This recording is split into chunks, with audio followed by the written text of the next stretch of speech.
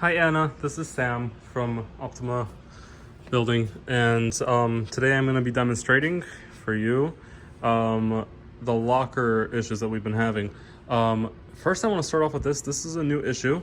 As you can see, we have a few oversized packages over here, over there, that are supposed to go in the big package room. Those are separate.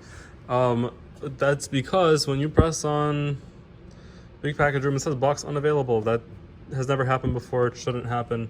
So that's new, but that's aside from the point. I'll include that in the email for you to see.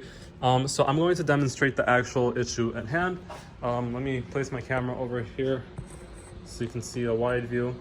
Now this doesn't happen all the time, so I'm going to try to get it to malfunction like it would when a courier is doing it. So I open a medium locker, and it might take me, I don't know how long it's gonna take me before this happens.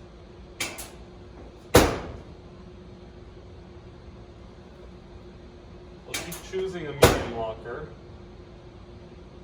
I'll keep saying no, and then I'll keep choosing a medium locker.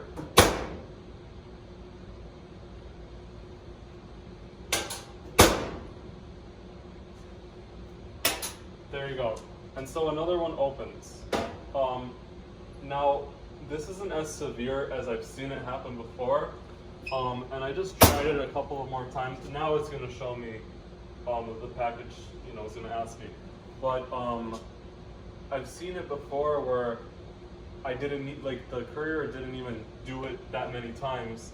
All they did was press, small locker, for example, put the package in there, didn't close it very well, and then another one opened in replacement.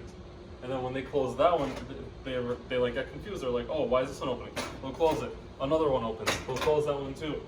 So that's the locker replacement video. I'll send you another one right now about the open all function.